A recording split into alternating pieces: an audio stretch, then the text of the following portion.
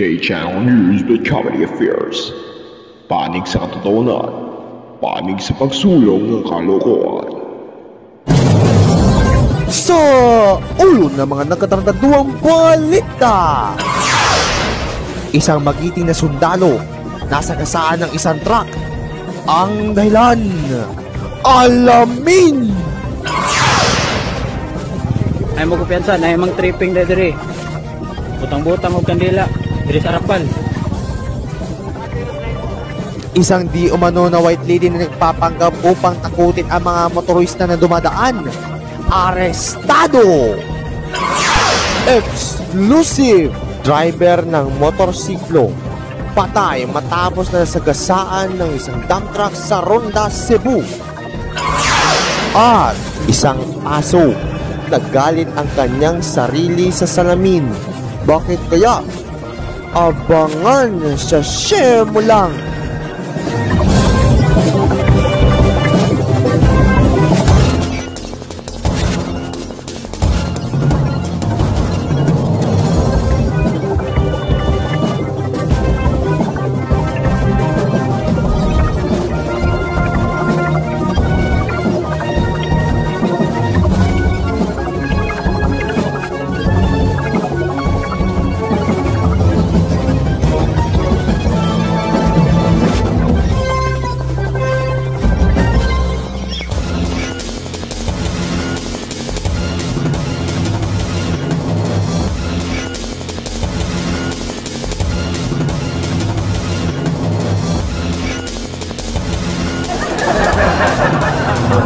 Bilang kayo sa itong budget na ito.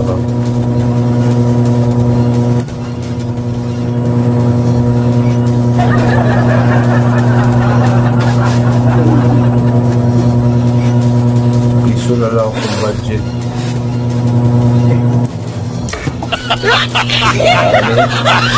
Tayo. At una sa lahat, magandang umaga, tanghali, hapon, o gabi, dumagdating lahat. Ako po si Antonio Puente. Ako po si Renzi Soler na walang pera. Nasa gitna ng kumipitan. At dahil ng mga nakatulad ng mga balita, ngayon ika-29 ng Pebrero, taong 2024. Bago muna tayo magsimula sa mga balitaan, where's the script? Okay, bago muna tayo magsimula ng balita, no? So, ipapalitan na lang natin yung nasa last headline noong last January na kung saan ay hindi natin napalita. Pagpasensya nila po at dahil nga rin sa script ng in a hurry. So, ito, ano kaya ang dahilan kung bakit nakaslide sa skating ring? Napanood mo na ba yung video? Why? What is the reason nagmasaslide tayo sa isang skating ring? Kasi may ice. One main factor, ice. Sino ba naman tao ang hindi maslide sa isang ice? Tanong dito, kasi may tao nga dito maslide sa ice. Kita man kayo maslide? Maslide naman dito sa yan lang. Kanapaktang kuhaan. Isa sa mga dahilan kung bakit kan ay isa sa ice dahil yan ay mula sa main factor ng tubig at dahil ito ay malalanay, ito ay magiging tubig at tubig na buboil became to gas, and that's the three main factors of matter: gas, water, and soil. Bakit soil? Di ko alam. Tanongin nila si Google. Isang magiting na sundalo, no? na nasawi matapos na nasagasaan ng isang malaking truck. Nangyari ang insidente ng madaling araw ng ika-4 ng Pebrero. Natukoy naman ng ilan sa mga tao ang sundalo ay isa palang babaero. Mula daw sa Sogo ang mismong sundalo mula pa sa kaharutan nitong 19 anyos sa dalaga. Ayon sa saksi sa aksidente, na ang sundalo ay naglalakad ng maala Arnold Schwarzenegger ang lakad. Yung lang hindi napansin ang truck ng driver at nagpakitang gilas pa sa mga babaeng nasa tabi lang ng daan at noon nasagasaan ang sundalo. Deserve. Tama na. Babae Roman. Isang nagkunaring moto, huli-huli sa gitna ng gabi, nagbalita si Ail Ocampo. Kamu ha? Huli sa akto ang dalagitang ito sa gitnaan ng gabi sa gitna ng kalye sa Bogo sa Cebu. Ang pakay kasi manakot ng mga motorista na dadaloy sa kalsadang yan. Kaya hinuli na ng mga otoridad ang kanilang pangkat dahil delikado na ang kanilang ginagawa.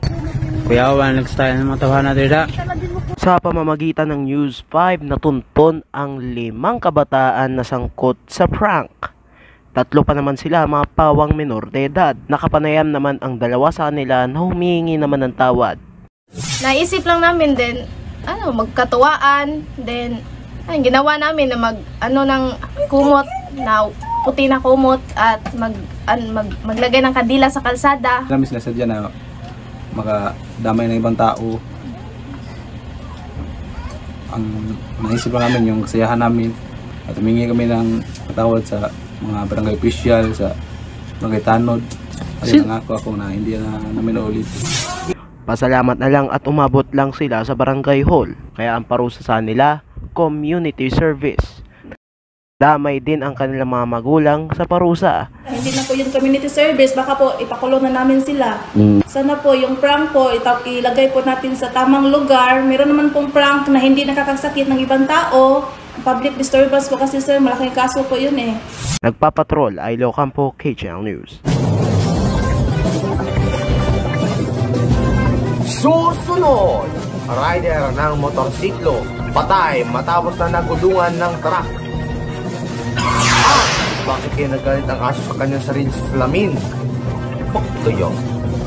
Iyan at ilan pa mga nagtatarantadong mga balita sa pagbabalik ng CA Patrol!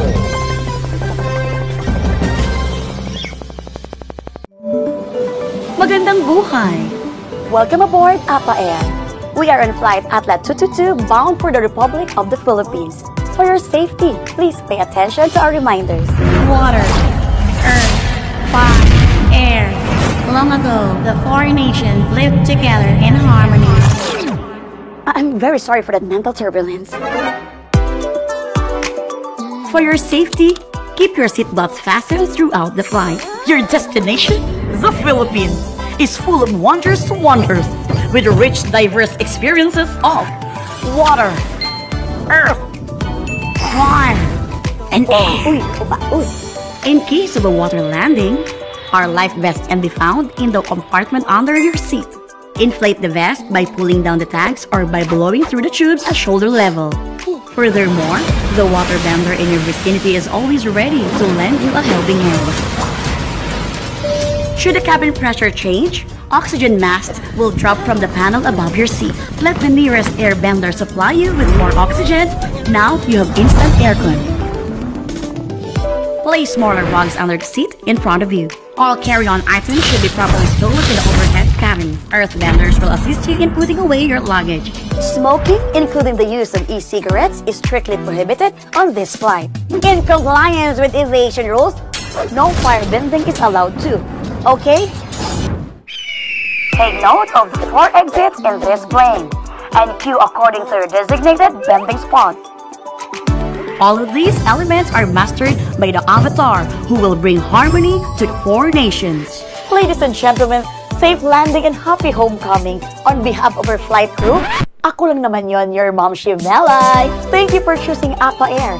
Stand by, but also sit by and watch Avatar, The Last Airbender, only on Netflix. Yip yip! Hooray! I'm the Avatar, and I'm gonna save the world with my friends.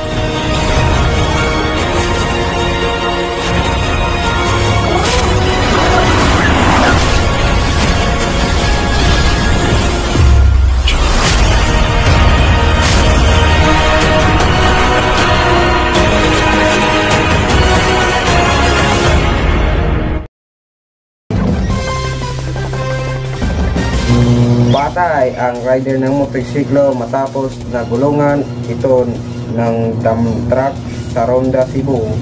Yan ang isang aksidente na ganap sa Akatara sa aking pagpukoy exclusive. Patay ang isang motorcycle rider matapos siyang masagasaan ng dump truck dakong alas 5:30 ng hapon noong Biyernes, 23 ng Pebrero sa Barangay Kanduling, bayan ng Ronda sa Timog Kanluran ng Cebu. Kinilala ang biktima na si Dave Texon, 23 anyos, residente ng Barangay Binaliw, Cebu City. Samantala, nakilala ang dump truck driver ng nasa disgrasya at si Herbert Caballero, 35 anyos, residente ng Campo 4, Talisay City. Ayon kay Police Master Sergeant Arnold Ator, investigador ng Ronda Police Station, nagkasalungad sa direksyon ang biday-baybay ng dalawa sa kahabaan ng National Highway sa nasabing bayan. Anya, ang biktima ay mula sa Cebu City patungong Ronda, habang ang dump truck ay galing sa Alegria at patungo sana ng Toledo. Pagdating sa lugar, sinabi na Tor na tumawid sa tapat ng lane ang motorsiklo na nagresulta sa banggaan. Nabanggaan ng motorsiklo ang kaliwang bahagi ng dump truck sa harap bago siya nasagasaan nito na naging sanhi ng kanyang agarang kamatayan. Ang disgrasya sa Ronda ay pang-apat na aksidente sa kalsada ngayong linggo na kumitil sa buhay ng mga driver ng motorsiklo. Sa ngayon, nakakulong si Caballero sa custodial facility ng Ronda Police Station habang hinihintay pa ang pulisya ang pagsasampa ng kaukulang kaso ng pamilya ng biktima. Samantala, 2 dump truck na kargado ng buhangin at graba ang nasangkot sa isang vehicle accident sa Sitio Cabaray, Barangay Lawaan sa Alcantara, Cebu noong 13 ng Pebrero. Dahil nga sa pag-overload ng truck na walang umano ng kontrol ang driver ng unang truck sa sasakyan habang binabagtas ito ang matarik na karsada.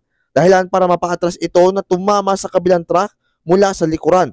Dahilan para mawalan ito ng kontrol at nahulog sa gilid. Sa 2 driver ng mga truck, ang isa ay nagawan tumalon palabas ng truck habang ang isa naman ay naipit sa minamanehong sasakyan. Wala namang nasawi sa nasabing insidente. Sa ngayon na ilabas na ang driver ng truck mula sa naipit nitong truck. Renzi Soler, K-Channel News.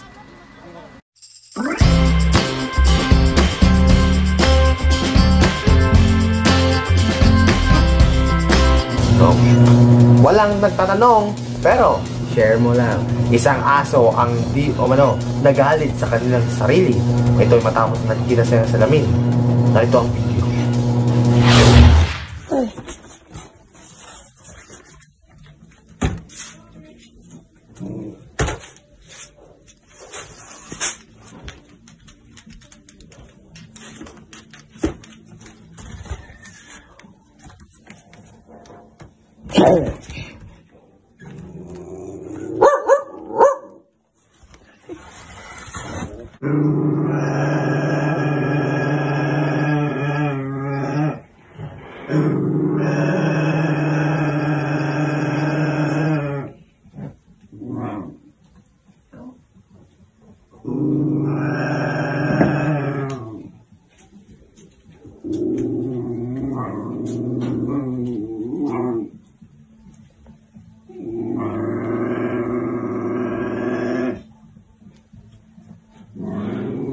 So ayun ko nun sa may-ari ng video na ito daw ay hindi na talaga alam kung saan nagsimula kung paano siya nagsimula nagalit. So makikita nyo naman talaga sa video na kung gaano pinlano nito, no? At maya-maya pa naging nagalit ng kanyang aso sa kanyang sarili. Minsan magagalit talaga yung aso sa kanyang sarili, minsan to ourselves. But it's time to improve the day that this guy became a dog. Oh, I don't know. How's the day? How's the day? How's the day? Human. Alien. Rastaman. Okay, aside from the news, no, naging issue kamakailan lang, no, nung unang linggo ng Pebrero, na kung saan ay yung isa sa mga famous influencers na Lionfield ay na-issue dahil nga sa nireview nito ng stage sa isang Filipino na tinawag spaghetti. At nung nakita na sa TikTok na hindi approve ayon sa kanila, at marami nga mga bashers, mga Pinoy ang nagbasa nila, no? So, excuse me. So, panoorin lang yung actual na clip, no? So, yun. This is so different from a bolognese. But this is still not approved. Here's the thing, we don't need your approval, and until you try it in front of us, you can't say shit. Okay. Filipino spaghetti. Let's do it. Oh. Didn't expect this flavor. Lots of spices. It's a little bit spicy. Lots of flavors combined. Very far from the Italian spaghetti. But if you like sweet and sour, you're gonna love this Filipino dish. For us, it's a little bit too sweet. So, half approved. Thank you for educating us on the history behind this dish. And we are sorry our reaction video came across as disrespectful.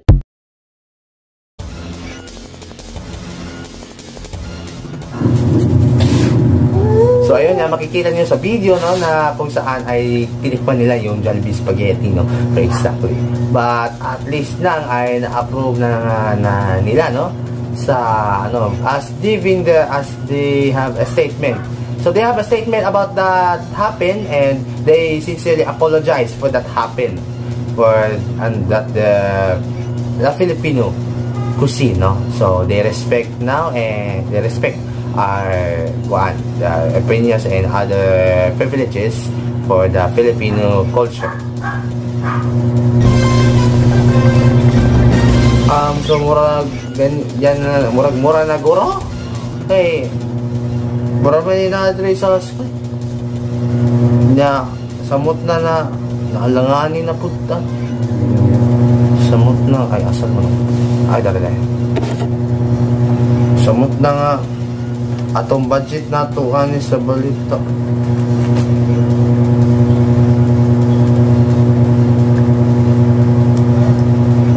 Wala na.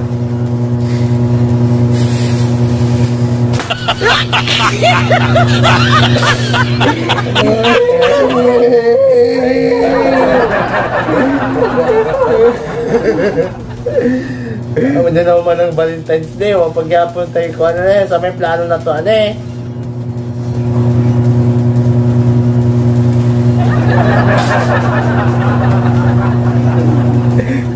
Nita ko, nusa magkabanga ka, daghang magka-take. Delay niya. Usay daw wala lagi. Pamut-bot. Wala lagi. Taga antos kita kantin. Hay da. Wala uy, nung sa maka. Pamut-bot. Lagi ko pamut-bot lagi na unsa. Kung magayon na sila din ako natagdon. Ha? Hindi, buwa. Hindi magkamusin. You shall trust me that is not. I am not chicks boy. I am torpe at chicks. Saan mo di ba? Oo. Sorry na. Magkagalit. Ano tawa? Tala. Basta wala lagi ko ikaw lagi ato diskarte. Ako. Alaman na Valentine's Day. Bingaw gihapon balita. I can see why not. So today is leap year, February 29. So this is only once in 4 years. Okay, I don't see why not. 365 equivalent to we are now have 366 days. Yay, papangay.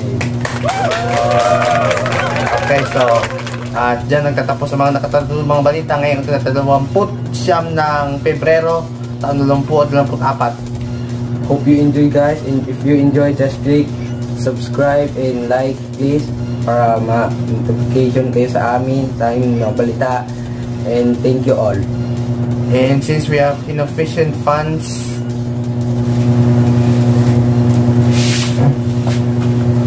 nasa gitna ng kagipitan, walang laman.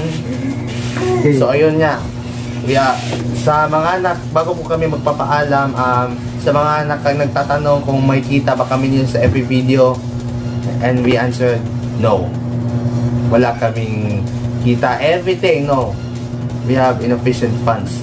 We do this as a hobby, we use as a, parang kaligayahan, nagbabahagi ng katatawanan pero walang patutunguhan. Pagaya nito, walang patutunguhan sa buhay. Ay wala ko sa kasabihan. Kapag wala kang pera, humiga ka na lang. Alright! At dyan natatapos sa mga nakatarantado mga balita. Magandang araw, gabi, sinad. See you on March.